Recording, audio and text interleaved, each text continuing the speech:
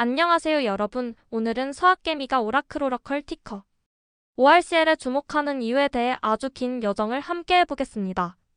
이번 영상은 단순히 기업 소개에서 끝나는 게 아니라 오라클의 역사, 사업 모델, 재무 분석, AI 전환, 거시경제 요인, 리스크까지 전부 다루게 됩니다.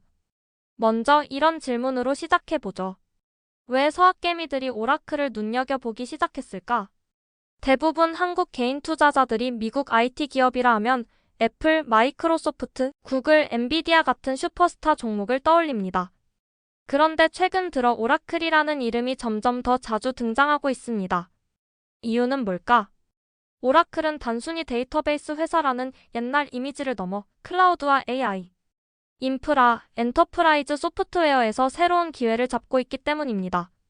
특히 최근 엔비디아와의 협력, 글로벌 데이터 센터 확장, 안정적인 현금 흐름은 투자자들에게 큰 매력으로 다가옵니다.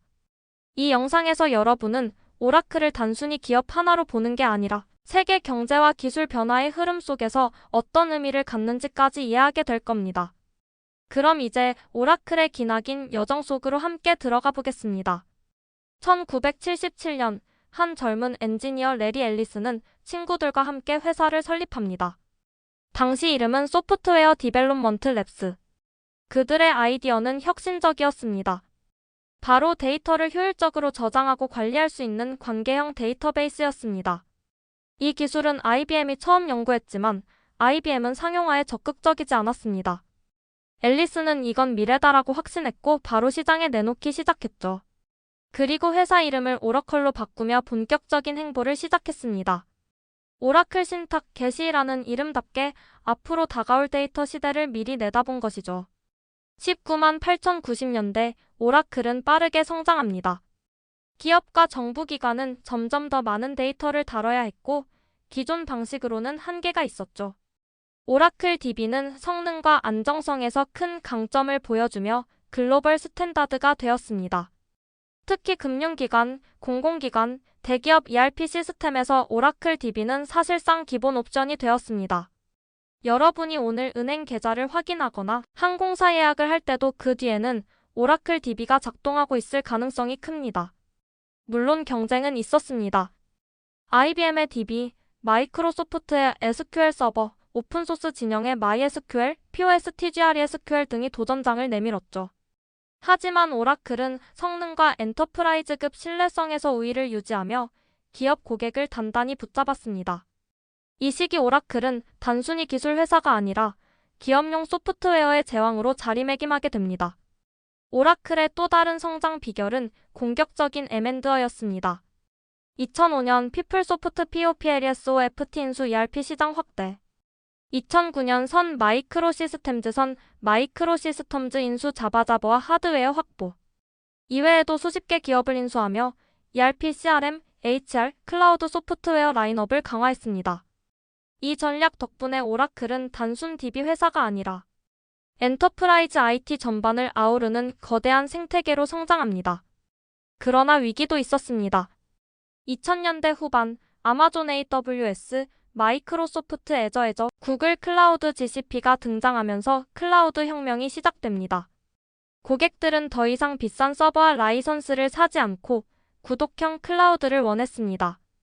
초기 오라클은 대응이 느렸습니다. 우리는 여전히 DB의 왕이다라는 자만심이 있었죠. 하지만 곧 깨달았습니다. 클라우드로 가지 않으면 도태된다. 그래서 2010년대 중반 이후 오라클은 전사적으로 클라우드 전환에 나섰습니다. 그 결과 오늘날 오라클은 다시 주목받고 있습니다.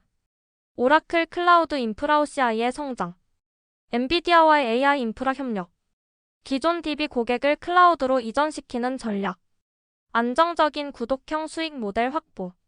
즉, 오라클은 전통 기업에서 디지털 전환의 핵심 플레이어로 다시 태어난 겁니다.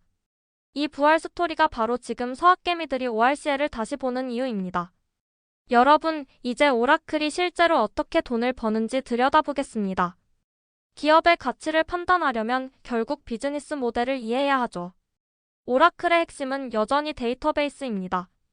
기업용 IT에서 데이터베이스는 심장과 같은 존재입니다. ERP, CRM, 결제, 물류, 금융, 거래 모든 게 DB 위에서 돌아가죠.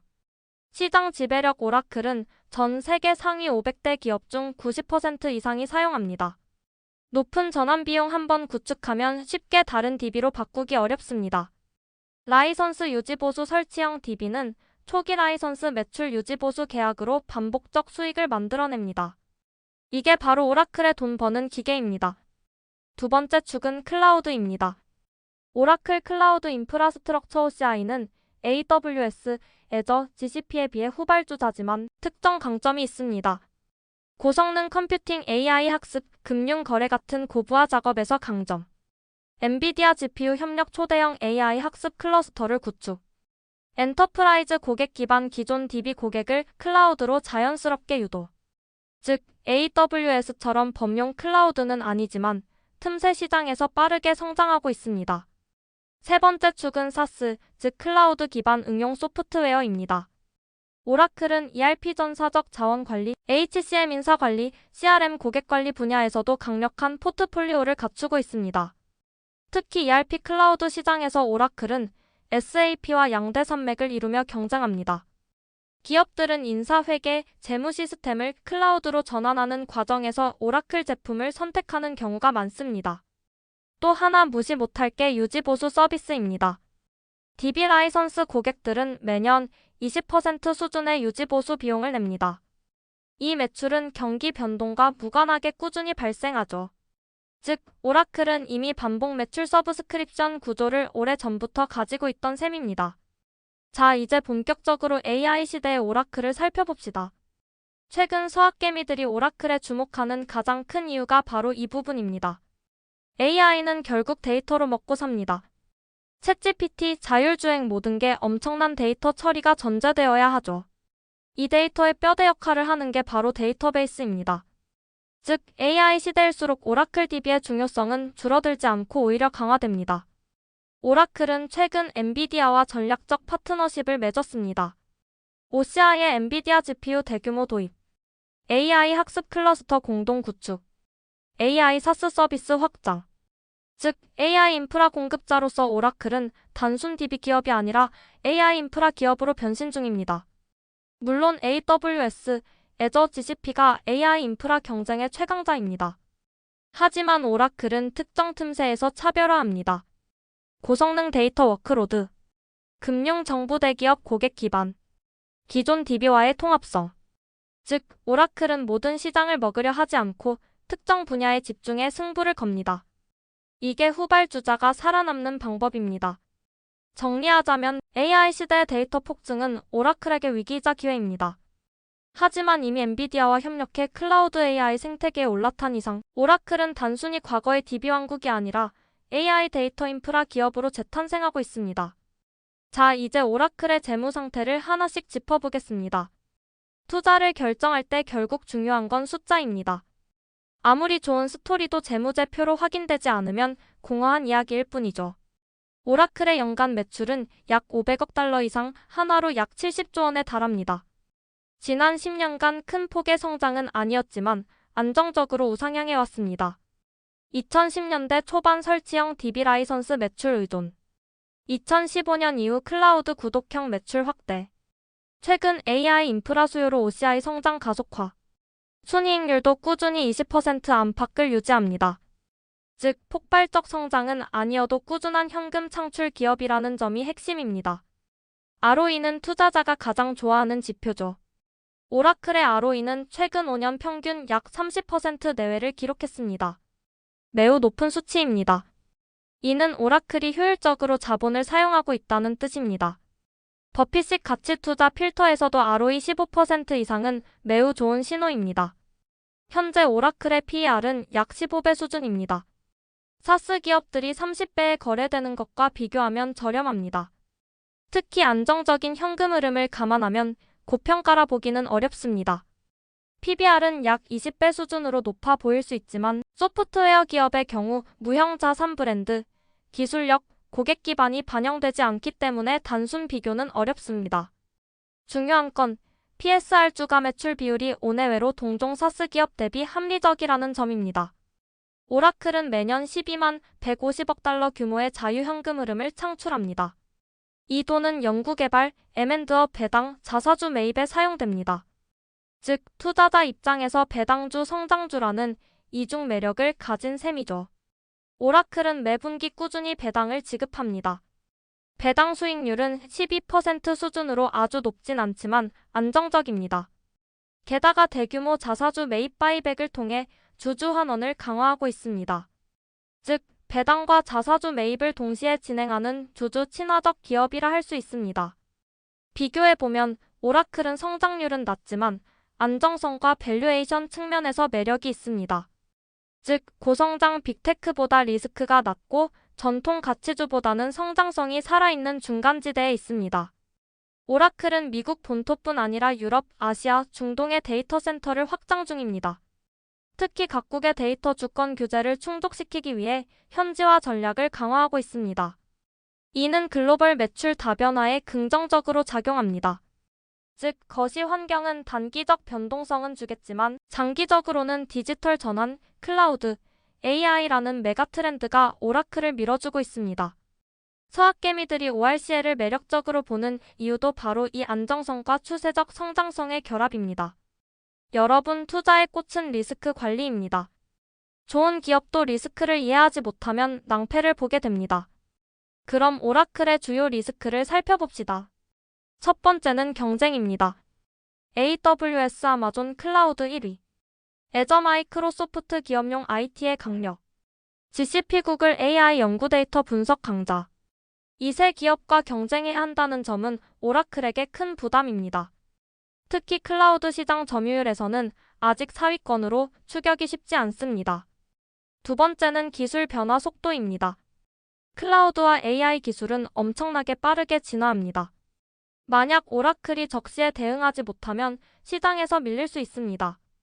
특히 오픈소스 DBPOS, TGRESQL, MongoDB 등의 약진은 오라클의 전통 DB, 비즈니스를 위협할 수 있습니다.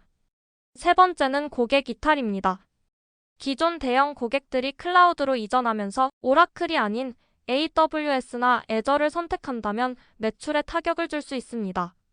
따라서 오라클은 자사 DB 고객을 OCI로 자연스럽게 이전시키는 전략에 사활을 걸고 있습니다. 네 번째는 부채와 M&A 리스크입니다. 오라클은 과거 대규모 인수를 자주 했고 그 과정에서 부채가 쌓이기도 했습니다. 물론 현금 흐름이 탄탄해 큰 문제는 아니지만 만약 금리가 높게 유지되면 차입 비용이 부담이 될 수 있습니다. 마지막은 규제입니다. 데이터 주권, 개인정보 보호 규제가 강화되면서 글로벌 클라우드 기업들은 각국 정부의 요구에 맞춰야 합니다. 이 과정에서 비용이 늘어나거나 일부 시장에서 사업 제한을 받을 수 있습니다.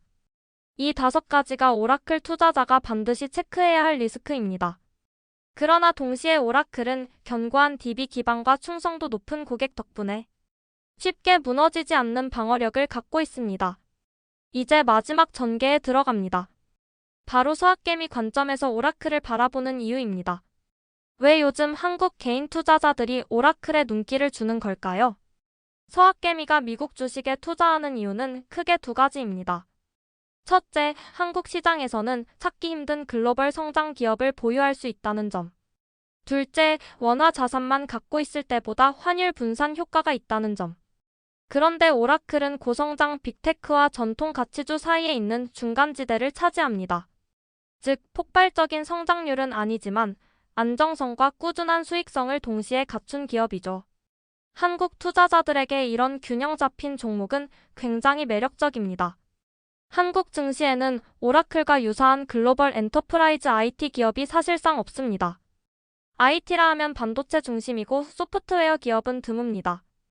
따라서 서학개미들이 미국 시장에서 오라클을 선택하는 건 국내 포트폴리오에 없는 섹터를 채워넣는 행위이기도 합니다.